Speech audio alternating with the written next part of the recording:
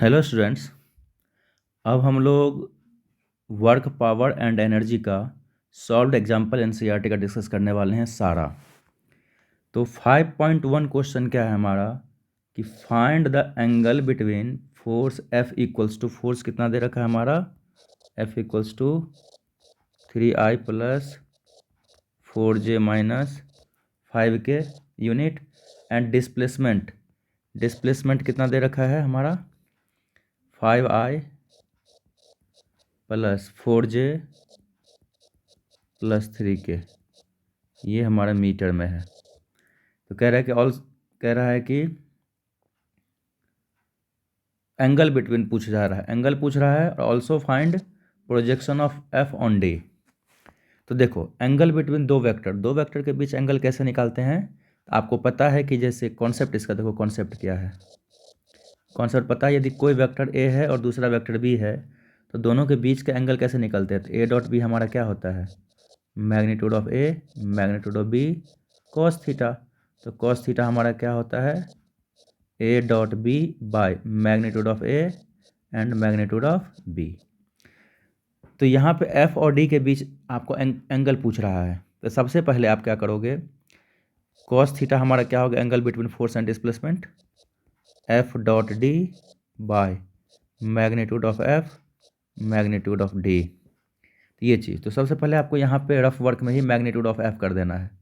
तो magnitude of F हमारा क्या हो जाएगा, under root coefficient of I का स्क्वायर। तो यहाँ पे फोर्स का I का कोफिशिएंट कितना है 3, तो 3 का square plus coefficient of J का स्क्वायर कितना है 4 का square plus coefficient of K का स्क्वायर। तो K क्या है हमारा -5, तो -5 का स्क्वायर। ये कितना हो जाएगा 9 प्लस 16 प्लस 25 कितना आ जाएगा √50। तो फोर्स का मैग्नीट्यूड आ गया आपका √50। उसी तरीके से मैग्नीट्यूड ऑफ डिस्प्लेसमेंट क्या होगा under root coefficient of I का स्क्वायर। तो डिस्प्लेसमेंट का I कितना है 5 और J कितना है 4 और K कितना है 3। कोफिशिएंट ऑफ I का स्क्वायर मतलब का 5 का square plus coefficient of J का स्क्वायर 4 का square plus coefficient of K का स्क्वायर 3 का स्क्वायर। ये भी कितना हो जाएगा 25 प्लस 16 प्लस 9, तो ये भी हमारा हो जाएगा √50 ही हो जाएगा। तो फोर्स भी √50, D का भी मैग्नीट्यूड √50 आ गया। तो कॉस थीटा पूछ रहा है, तो कॉस थीटा हमारा क्या होगा F डॉट D।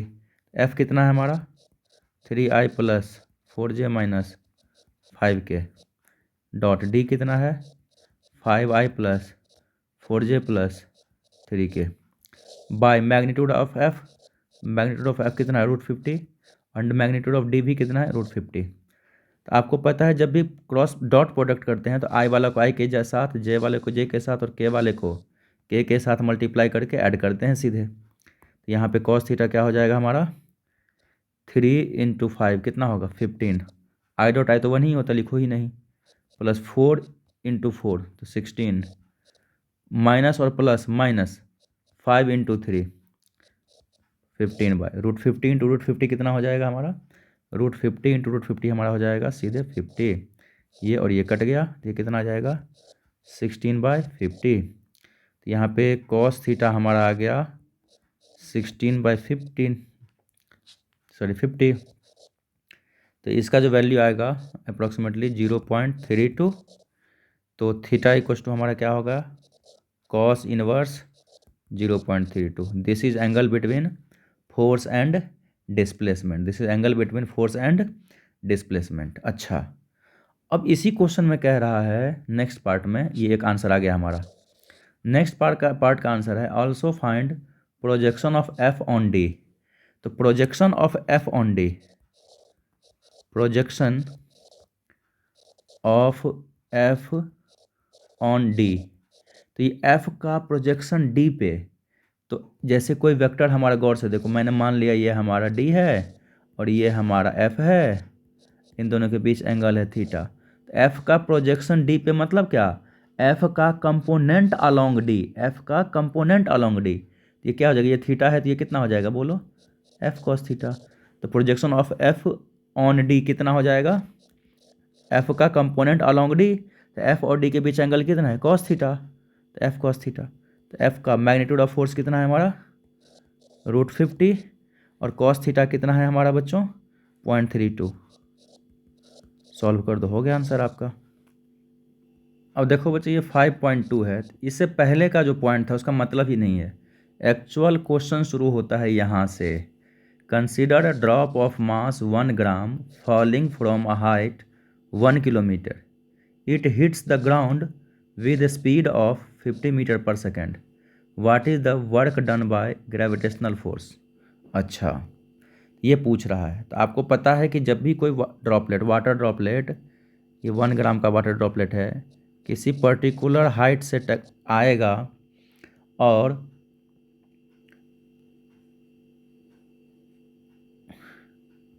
नीचे जब गिर रहा होगा तो एक तो हमारा नीचे लगाएगा वर्क, ग्रेविटी लगेगा, और ऊपर लग जाएगा हमारा एयर ड्रैग। क्या लग जाएगा ऊपर? Air drag. एयर ड्रैग उसको ऊपर धक्का मारेगा, एयर ड्रैग नीचे लग रहा है इसका। तो कह रहा है यहाँ पे कि वर्क डन बाय, आपका क्या पूछ रहा है? What is the work done by gravitational force and what is work done by a non resisting force. तो आपको पता है ना कि work energy theorem, according to work energy theorem WET क्या होता है? Change in kinetic energy. यहाँ पे क्या हो जाएगा? Work done by all kind of force. तो यहाँ पे कौन कौन सा वर्क डन बाय फोर्स है? Work done by gravity plus work done by resisting force या एयर ड्रैग। एयर ड्रैग को रेसिस्टिंग फोर्स बोलते हैं। तो डेल्टा के ई क्या हो जाएगा? Kinetic energy final minus kinetic energy initial equals to work done by gravity plus work done by resisting force. ये पता है। तो काइनेटिक एनर्जी फाइनल क्या होगा?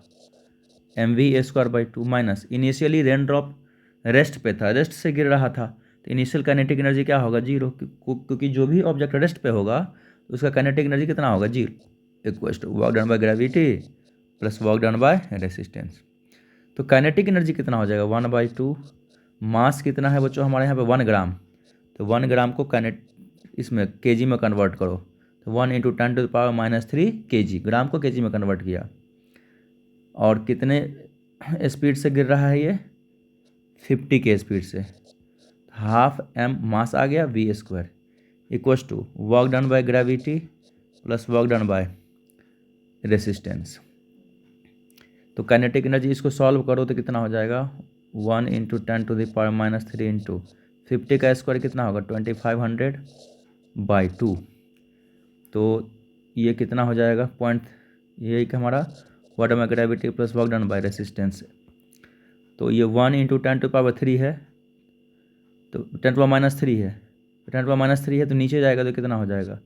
इसको नीचे भेज दो तो ऊपर में कितना आ गया? 2500/2 × 10⁻, नीचे में आएगा 3, 3 को 1000 लिख दो, तो 2 0 गया, ये यहाँ पे पॉइंट काटो, 2.5 कितना हो जाएगा? 1.25। तो यही हमारा हो गया किसके बराबर? Work done by gravity plus work done by resistance. तो work done by gravity plus work done by resistance हमारा कितना हो जाएगा? 1.25 joule. Work done by gravity plus work done by resistance हमारा कितना हो गया? 1.25 जूल। अब आपसे कह रहा है कि what is work done by gravity. अब यहाँ पे वर्क डन बाय ग्रेविटी कितना हो जाएगा? वर्क डन बाय ग्रेविटी, तो देखो ये नीचे आ रहा है mg लग रहा है नीचे, mg लग रहा है नीचे, नीचे आ रहा है। तो जब भी कोई चीज़ नीचे आए तो वर्क डन बाय ग्रेविटी होता है पॉजिटिव, जब भी कोई चीज़ ऊपर जाए तो वर्क डन बाय ग्रेविटी होता है नेगेटिव। जब भी कोई चीज़ नीचे आए तो उसका पोटेंशियल एनर्जी डिक्रीज करेगा, और जब भी कोई चीज़ ऊपर जाए तो उसका पोटेंशियल एनर्जी इंक्रीज करेगा। ये 4 बात याद रखना। जब भी कोई चीज़ नीचे आएगा work done by gravity positive, कोई भी चीज़ ऊपर जाएगा work done by gravity negative, कोई चीज़ नीचे आएगा पोटेंशियल एनर्जी नेगेटिव, कोई चीज़ ऊपर जाएगा पोटेंशियल एनर्जी पॉजिटिव। ये 4 बात याद रख लेना। ये नीचे आ रहा है तो वर्क डन बाय ग्रेविटी क्या होगा? पॉजिटिव। और वर्क डन बाय ग्रेविटी हमारा कहता है प्लस mgh होता है वर्क डन बाय ग्रेविटी। तो मास तो आपको पता ही है 1 × 10⁻³ जी का वैल्यू रखो 10, और कितने हाइट से गिर रहा है ये? 1 किलोमीटर ऊपर से, 1 × 10⁻³ ये, और ये गया तो कितना आ गया हमारा? 10 जूल। तो वर्क डन बाय ग्रेविटी हमारा आ गया। What is work done by gravity? 10 joule. A part answer आ गया। फिर बी पार्ट कह रहा है कि work done by resistive force. तो अभी अभी देखे हो आप, डेल्टा के ई हमारा क्या हो गया, work done by gravity plus work done by resistive force. इसीलिए work done by resistive force क्या हो जाएगा, delta K E minus work done by gravity.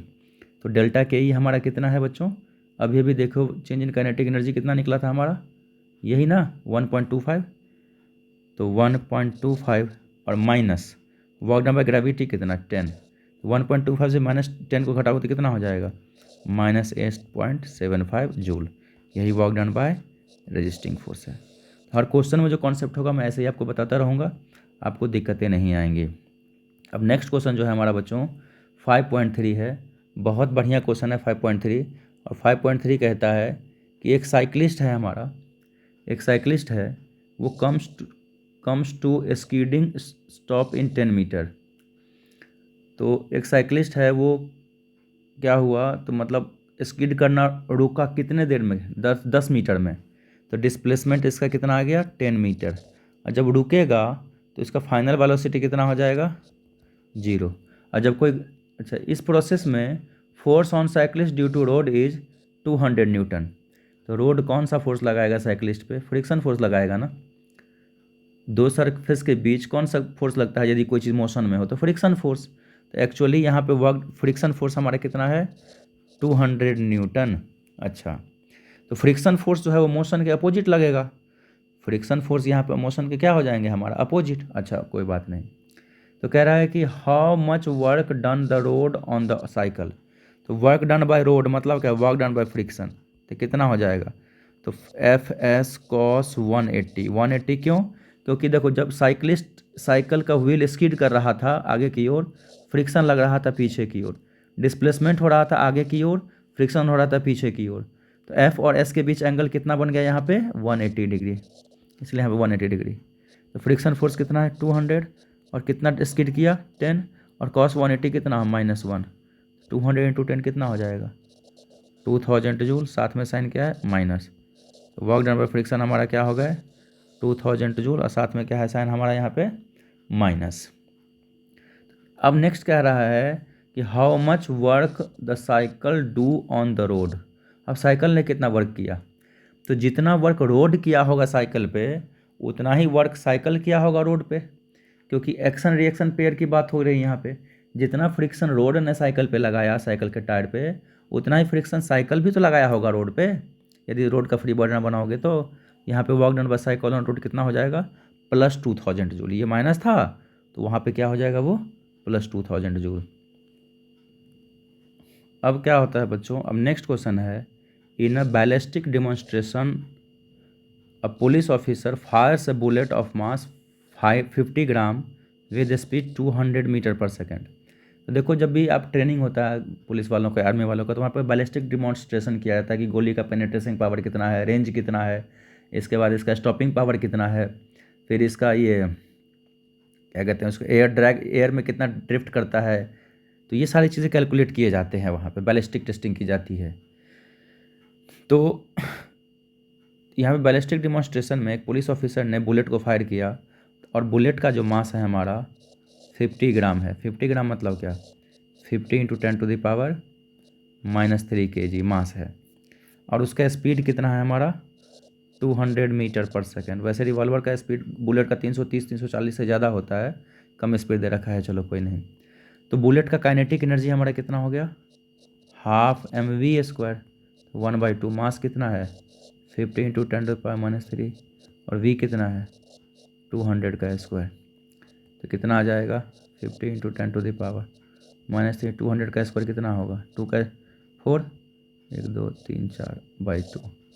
तो -3 से 3 0 गया, ये 20 से गया, तो कितना होगा 50 × 20 कितना होगा 1000 जूल एनर्जी, काइनेटिक एनर्जी से वो बुलेट आगे बढ़ रहा है। फिर उसने क्या किया, उन्होंने सॉफ्ट प्लाईवुड जिसका थिकनेस 2 सेंटीमीटर है उसको पेनिट्रेट किया, और कितने एनर्जी से बाहर निकला, मात्र 10% एनर्जी से बाहर निकला, जितना इनिशियल काइनेटिक एनर्जी था। तो काइनेटिक एनर्जी इसका फाइनल कितना हो जाएगा, इनिशियल काइनेटिक एनर्जी का 10%, तो 1000 का 10% ही रह गया। 10% मतलब क्या 10 × 100, तो ये कितना हो जाएगा 100 जूल। तो बुलेट निकला कितने से, मात्र 100 जूल से। तो कह रहा है कि कितना इमर्जेंट स्पीड होगा।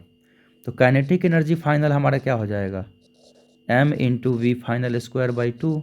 मास कितना है गोली का 50 gram into V final square by 2। तो काइनेटिक एनर्जी फाइनल कितना है हमारा 100।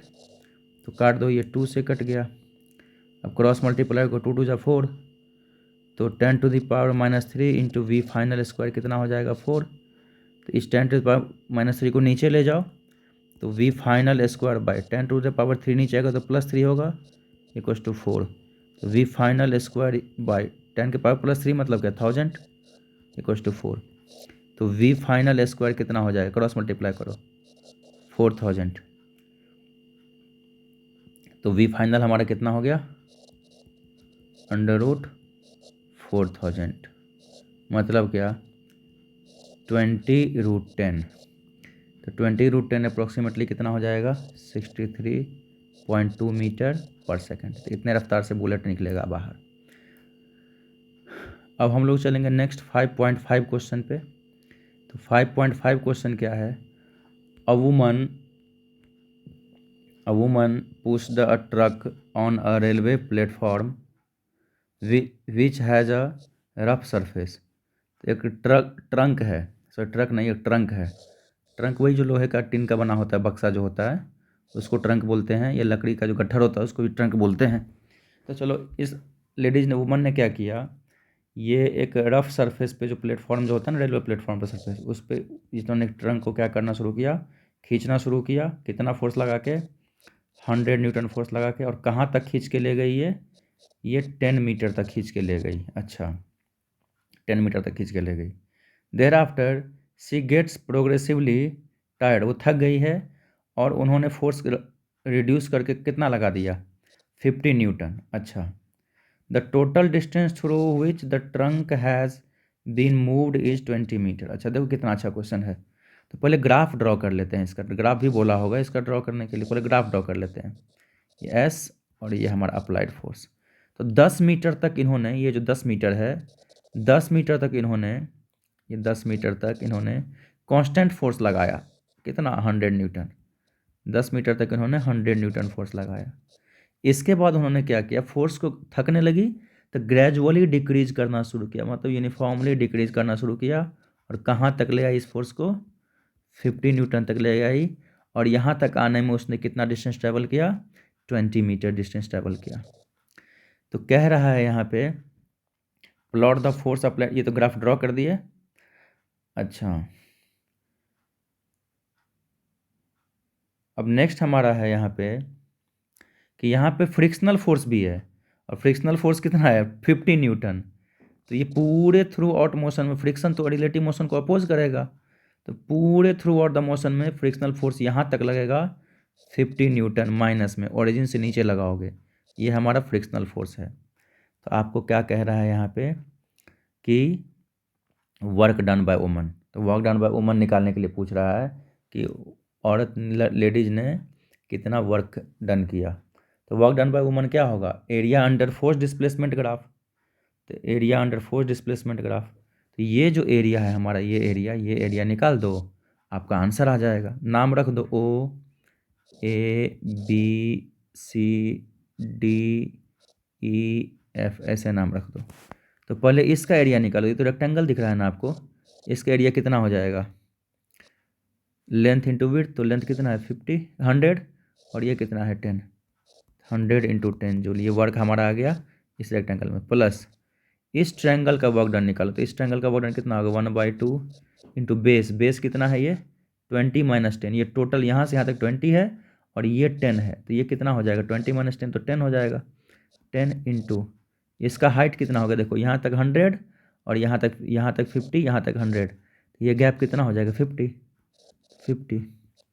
कितना आ जाएगा 250। तो प्लस 250 साथ में अब किसका एरिया, अब इसका एरिया निकालो। ये एरिया निकालो साथ में। तो ये हमारा रेक्टेंगल है ना, इसका एरिया कितना होगा यहाँ से यहाँ तक 50 इंटू ये कितना हो गया 10, कितना आ जाएगा 500।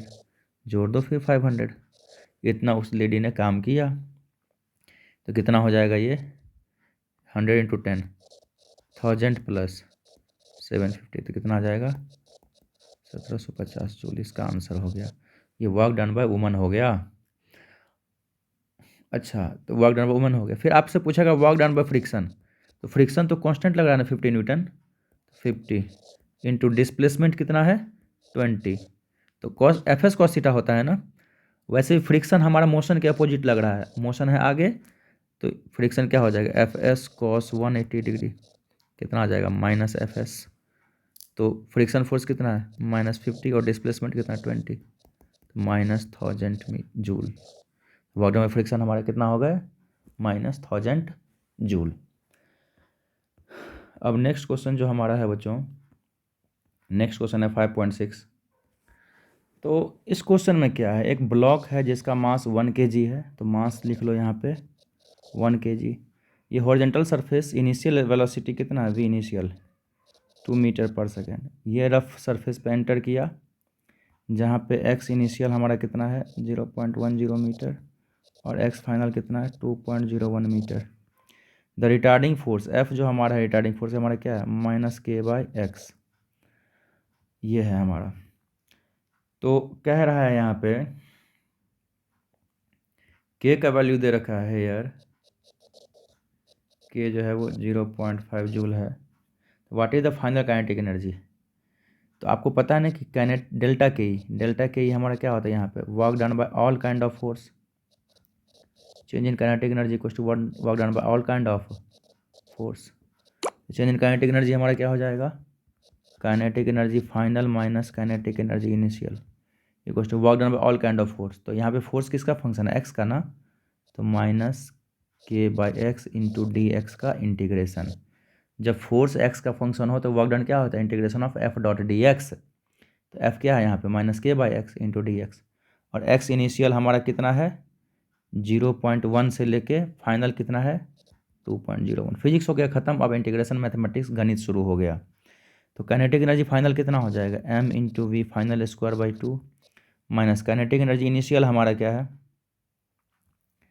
माइनस काइनेटिक एनर्जी इनिशियल कितना है m into V initial square by 2 equals to minus K तो बाहर निकलेगा integration of D X by X 0.1 से लेकर 2.01, तो minus K D X by X का इंटीग्रेशन क्या हो जाएगा log x 0.1 से 2.01। अब यहाँ पे देखो मास तो पता है आपका 2 kg है 1 kg है सॉरी, तो 1 into V final square by 2 minus 1 into V initial कितना है हमारा बच्चों वी इनिशियल है 2, तो 2 का स्क्वायर बाई 2 किसके इक्वल हो जाएगा माइनस के कितना है हमारा 0.5, के का जो वैल्यू है हमारा वो कितना दे रखा है यहाँ पे क्वेश्चन में के का जो वैल्यू है हमारा कहाँ गया 0.5, 0.5 लॉग एक्स है तो upper limit minus log lower limit 0.1। इसी को सॉल्व करोगे तो आपका जो वी फाइनल हमारा होगा वो आराम से निकल जाएगा, वी फाइनल आपका आराम से सॉल्व होकर निकल जाएगा इसका आंसर। वैसे ये लॉग वॉग वाला ऐसे आएगा नहीं, आएगा तो डाटा दिया रहेगा आपका। अब चलो नेक्स्ट हमारा है 5.7 का, ये भी अच्छा क्वेश्चन है, ठीक क्वेश्चन है ये। और 5.7 हमारा क्या कह रहा है कि एक बॉब है जिसका मास 5 जिसका मास m है और वो सस्पेंड किया गया है किसके साथ लाइट स्ट्रिंग के साथ जिसका लेंथ l है। तो एक बॉब को मैंने l लेंथ स्ट्रिंग के साथ लटका दिया छत पे। अब यहाँ पे इसमें एक हॉरिजॉन्टल वेलोसिटी दे रखा है v0 at the lowest point A such that it completes a semi circle. तो सेमी सर्कल कैसे कंप्लीट करेगा ये यदि फिक्स है हमारा 1 एंड से, तो सेमी सर्कल कैसे कंप्लीट करेगा ऐसे आएगा और यहाँ पे ऊपर आके फिर नीचे ये गिर जाएगा, यही सेमी सर्कल है हमारा। इस सेमी सर्कुलर पाथ को फॉलो करते हुए ये क्या हो जाएगा नीचे गिर जाएगा, यही सेमी सर्कुलर पाथ को फॉलो करते हुए। तो यहाँ पे क्या कह रहा है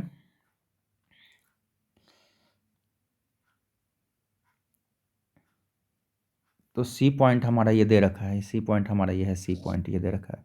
यहाँ पे स्ट्रिंग स्लैग कर रहा है, तो यहाँ पे कह रहा है कि ऑब्टेन एक्सप्रेशन फॉर वी, कितना वेलोसिटी दोगे वहाँ यहाँ पे, एंड स्पीड एट पॉइंट कहाँ पे, एक तो हमारा आ गया ये पॉइंट दे रखा है ए, फिर ये पॉइंट हमारा दे रखा है बी और ये पॉइंट दे रखा है हमारा सी। तो अब डेरिवेशन क्यों करें, आपको डायरेक्ट मैं रिजल्ट बता देता हूँ, इसका रिजल्ट याद रख लेना। रिजल्ट याद रखोगे तो आपको दिक्कत नहीं होगा कहीं पे भी।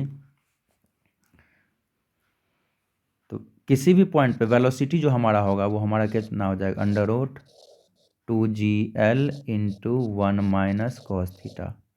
यदि ये मैक्सिमम हाइट यहाँ से किसी भी पॉइंट पे सी से पहुँचने के पहले ये हम लगाएंगे, और V minimum to complete circle जो होगा, कंप्लीट फुल सर्कल, ये हमारा हो जाएगा under root 5gl for string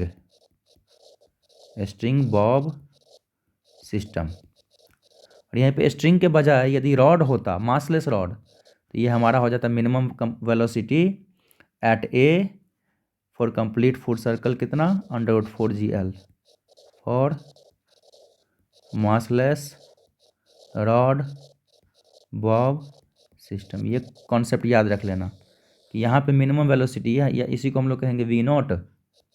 यही हमारा क्या है, इसी को वी नॉट मान लो, वी नॉट। जो ए पॉइंट पे दोगे वी नॉट वेलोसिटी, इसका कहानी है ये इसको आप याद रख लेना, ये बहुत इंपॉर्टेंट कॉन्सेप्ट है। तो कह रहा है कि आप बताओ ए पॉइंट पे बी पॉइंट पे कितना कितना वेलोसिटी होगा। तो ये देखो बी पॉइंट पे तो वेलोसिटी, मिनिमम वेलोसिटी कितना दोगे ताकि ये बी पॉइंट पे पहुंच जाए। बी पॉइंट पे ये एंगल कितना है, 90 डिग्री। तो वी मिनिमम एट ए कितना हो जाएगा ताकि वह बी पे पहुंचाए, under root 2gl into 1 minus cos 90 degree. 90 degree है तो ये कितना आ जाएगा, अंडर रूट 2gl 1 कॉस 90 कितना होता है 0, ये कितना हो जाएगा अंडर रूट 2gl। इसका मतलब ए पॉइंट पे अंडर रूट 2gl दोगे तो कहाँ पहुँचेगा, बी पॉइंट पे।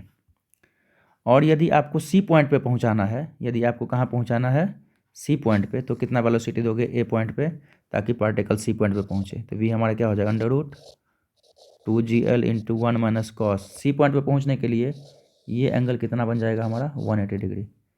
180 डिग्री डाल दो तो कितना हो जाएगा, under root 2gl 1 minus cos 180 कितना होता है, -1, माइनस माइनस प्लस, तो कितना हो जाएगा 2gl रूट में, और 1 + 1 कितना होगा 2, कितना हो जाएगा अंडर रूट 4gl। तो ए पॉइंट पे कितना वेलोसिटी दो ताकि वो सी पे पहुँचे, तो अंडर रूट 4gl। और पूरा कंप्लीट सर्कल करने के लिए कितना देना पड़ेगा हमें, अंडर रूट 5gl। और यदि ये रॉड ना, यदि स्ट्रिंग ना होकर रॉड होता तो अंडर रूट 4gl में ही कंप्लीट कर लेता। यहाँ पे आने के बाद वो इनर्शिया के कारण कंप्लीट कर लेता। ये बात आप याद रखना, ये बहुत इंपॉर्टेंट है ये।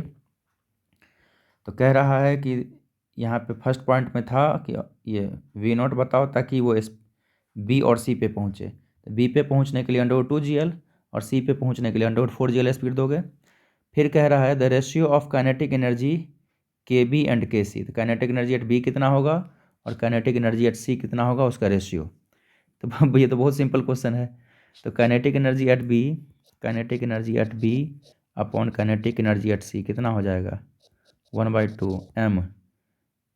जो आप बी पॉइंट पे पहुंचने के लिए वेलोसिटी कितना दोगे, अंडर रूट 2gl, तो अंडर रूट 2gl का स्क्वायर बाय 1/2 इंटू एम। और सी पॉइंट पे देने के लिए कितना पहुंचना पड़ेगा, अंडर रूट 4gl का स्क्वायर। तो ये 1/2 से 1/2 गया, एम से एम कट गया, तो रूट 2gl का स्क्वायर कितना हो जाएगा, 2gl, और रूट 4gl का स्क्वायर 4gl, तो कितना हो जाएगा ये 1/2। तो रेशियो कितना आ गया हमारा इसका,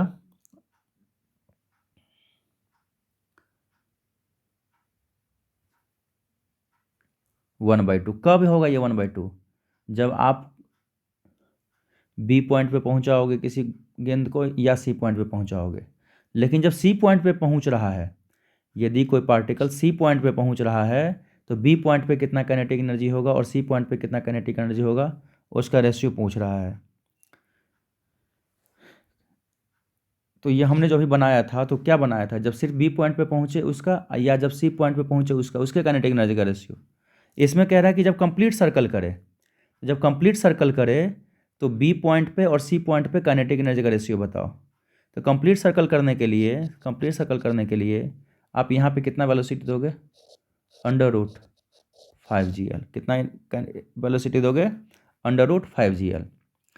तो ए से लेके बी तक आने √2gl खर्चा हो जाएगा, तो बचा कितना √5gl में, यहाँ पे वेलोसिटी एट पॉइंट बी कितना हो जाएगा, देखो बी पे आने के लिए √2gl चाहिए, बी पे आने के लिए √2gl खर्चा हो रहा है, यहाँ पे दे √5gl, तो वेलोसिटी एट पॉइंट बी कितना हो जाएगा हमारा, √2gl खर्चा हो गया, तो कितना बचा हमारा √3gl। और मैक्सिमम हाइट पे सी पॉइंट, देखो जब एक चीज़ याद रखना, जब भी कंप्लीट सर्कल पूरा करें तो कंप्लीट सर्कल पूरा करने के लिए ए पॉइंट पे मिनिमम वेलोसिटी कितना दोगे आप, √5gl, और सी पॉइंट पे कितना वेलोसिटी रह जाएगा, √gl। ये डेरिवेशन किए हो गए आप लोग, तो रिजल्ट आपको याद रखना है। तो √5gl दिए, सी पे √gl बचा, और बी पे 90 डिग्री आने में यदि यहाँ पे सिर्फ √2gl दिए रहते तो बी पे पहुँच जाता, लेकिन √5gl दिए तो √2gl बी पे आने में खर्चा हो गया, तो बी पे कितना बचा वेलोसिटी, बी पे कितना बच गया हमारा √3gl। तो kinetic energy at B by kinetic energy at C कितना हो जाएगा, ½ m × VB² by ½ m × VC²। m से m कट गया, हाफ से हाफ कट गया, VB कितना √3gl, VB का स्क्वायर कितना हो जाएगा 3gl। अब VC कितना है √gl, तो VC का स्क्वायर कितना हो जाएगा gl, कितना आ गया हमारा 3/1।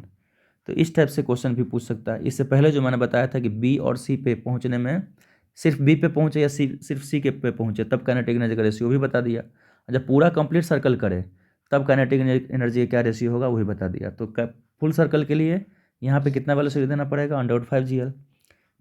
90 डिग्री तक बी तक आने में कितना खर्चा हो गया, √2gl, तो बचा कितना यहाँ पे VB √3gl।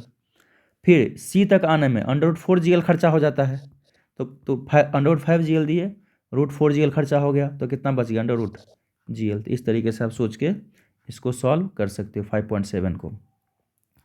अब नेक्स्ट हमारा है बच्चों 5.8। तो 5.8 जो है हमारा वो हम लोग नेक्स्ट वीडियो में डिस्कस करेंगे, वीडियो लंबा हो जाएगा ऐसे में।